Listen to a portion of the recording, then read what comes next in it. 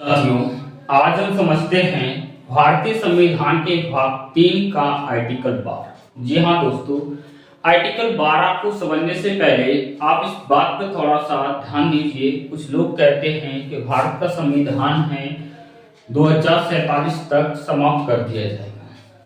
अम्बेडकर जी को ये बात पता थी, तो इस कुछ चीजों को अम्बेडकर जी यहाँ पर छाप कर गए हुए हैं कि जो व्यक्ति के कुछ मूल अधिकार हैं, उन मूल अधिकारों को तो आप नहीं हटा सकते हो, चाहे आप एड़ी चोटी का कुछ भी जोड़ लगा लीजिए। अंबेडकर जी को पता था, हर एक चीज पता था कि यानी आगे चलकर उनको पता था कि भारत का संविधान कितना भी बढ़िया क्यों नहीं बन जाए। अगर भारत का संविधान अगर किसी गलत व्यक्तियों के हाथों में गया तो उसका अंजाम क्या होगा। अभी आप ये अंदाज लगा सकते हैं कि अभी जो वर्तमान में जो सरकार बैठी हुई है वो कितनी अच्छी सरकार है। तो आप अनुमान लगा लीजिए यहाँ पर कि जो भारत का संविधान है वो कितनी ऊंचाइयों तक जा सकता है। इसके बारे में भी आप कमेंट करके बताइए कि भारत का संविधान किस खतरे में है या नहीं है, ठीक है नहीं, इनके बारे में आप समझिए। तो यहाँ जो आर्टिकल 12 है, आर्टिकल 12 में कहा गया है कि अगर कोई भी सरकार, यहाँ पर राज्य की परिभाषा आर्टिकल 12 में क्या दिया गया, राज्य की परिभाषा। राज्य किस प्रकार से होगा कि राज्य सरकार है या केंद्र सरकार या स्थानीय सरकार है, अगर कोई भी ऐसा कानून बनाते हैं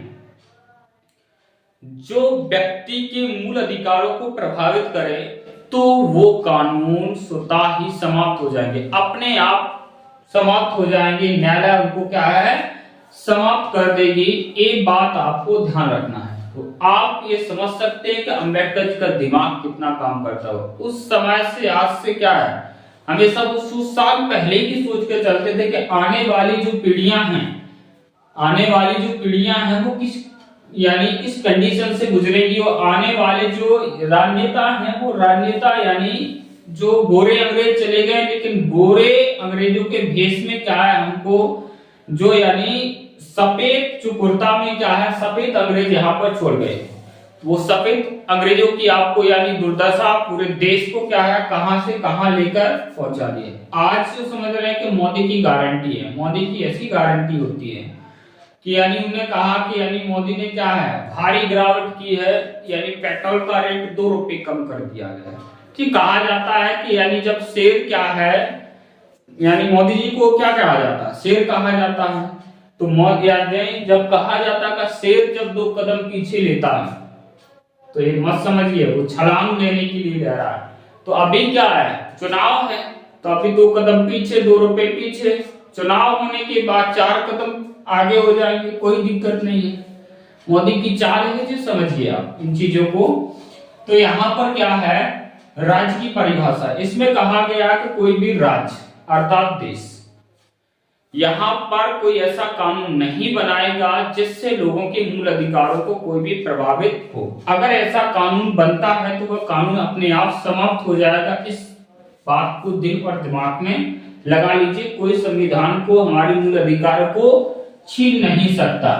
तो आर्टिकल 12 में राज्यों को इस प्रकार से परिभाषित किया गया है, यानी केंद्र सरकार यानी संघ सरकार के विधायी और कार्यकारी अंग, यानी संघ सरकार के विधायी और कार्यकारी अंग। विधायी में क्या है, भारत सरकार और भारतीय संसद। भारत सरकार कोई ऐसा कानून नहीं बनाएगा जिससे हमारे मूल अधिकार का हनन होगा, और भारतीय संसद यानी लोकसभा और राज्यसभा भी कोई ऐसा कानून नहीं बनाएगा जिससे क्या है, व्यक्तियों के मूल अधिकारों का हनन होगा। अगर ऐसे कोई कानून बनते हैं तो उन कानूनों को क्या कर दिया जाएगा, समाप्त कर दिया जाएगा। राज्य सरकार में विधायी और कार्यकारी अंग में आपको राज्य सरकार और राज्य की जो विधानमंडल है, राज्य की विधानमंडल में विधानसभा और विधान परिषद आपको देखने को मिलते हैं।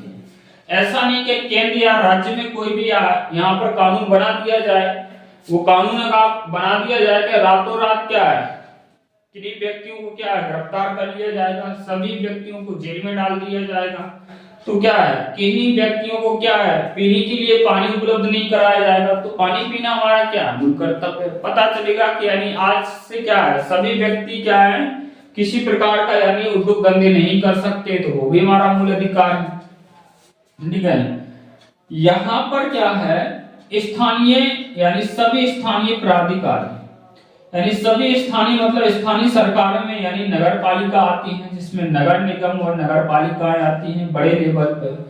पंचायत में जिला पंचायत, ब्लॉक यानी जनपद पंचायत और ग्राम पंचायत भी ऐसा कोई कानून नहीं बनाएंगे जिससे आम लोगों के मूल अधिकार का हनन होगा। जिला बोर्ड और क्या है, कोई भी अगर सुधार जो ट्रस्ट चलते हैं, एनजीओ वगैरह चलते हैं, ये भी कोई ऐसा कानून नहीं बना सकते हैं। अब आते हैं कुछ वैधानिक निकाय। वैधानिक निकाय में कोई ऐसा कानून नहीं बनाएंगे, जैसे राष्ट्रीय मानवाधिकार। राष्ट्रीय मानवाधिकार इस प्रकार से कोई कानून नहीं बनाएगा कि यानी नाम है मानवाधिकार और मानवों का क्या हनन करते। दूसरा था राष्ट्रीय महिला आयोग। ऐसा नहीं बनाएगा राष्ट्रीय महिला आयोग में क्या महिलाओं का आज क्या है, आज से पूरी महिलाओं का मुंडन कर दिया जाएगा। तो क्या हमारा जी क्या है यहाँ पर, यानी खुद का क्या है, एक मान मर्यादा की बात है कि यानी महिलाओं का मुंडन कैसे करवा दिया जाएगा। राष्ट्रीय हरित यानी राष्ट्रीय हरित न्यायाधिकरण, राष्ट्रीय उपभोक्ता निवारण, ठीक है, राष्ट्रीय उपभोक्ता निवारण। यहाँ पर जो गैर वैधानिक निकाय में आते केंद्रीय जांच ब्यूरो, ठीक है, कोई भी ऐसी यानी जांच ब्यूरो है जो यानी व्यक्तियों की जो प्राइवेसी है वो नहीं भंग कर सकती है। ऐसे नहीं कि आप क्या हर एक चीज आप क्या कुछ भी जांच कर लो। दूसरा यहाँ पर है लोकापाल और लोकायुक्त और केंद्रीय सत्कर्ता। इतनी जो सारी जो संस्थाएं दी हैं, यानी केंद्र सरकार, राज्य सरकार, स्थानीय सरकार, वैधानिक निकाय, गैर वैधानिक निकाय, कोई भी ऐसा कानून नहीं बनाएंगे जो क्या है व्यक्ति के मूल अधिकारों का हनन होता है, उनको छीना जाएगा। वो कानून अपने आप ही समाप्त हो जाएंगे। तो संविधान में जो मूल अधिकार है ये तो छीनने वाले हैं नहीं है, चाहे आप एड़ी चोटी का जोर लगा दीजिए। अंबेडकर जी इन बातों को जानते थे और इन चीजों को उन्हें भली बातें समझते थे, ठीक है। तो आई होप मैं आशा करता हूं कि आर्टिकल जो 12 है इसके बारे में आपको पूरी स्टडीज है अच्छे से समझ में आ गई होगी। नेक्स्ट क्लास में मिलते हैं, जब तक के लिए जय हिंद। अगर ये वीडियो आपको पसंद आता है, इनके बारे में विस्तार पूर्वक जानकारी मिलती है, तो मेरे चैनल को शेयर करें, सब्सक्राइब करें, लाइक करें। जय हिंद।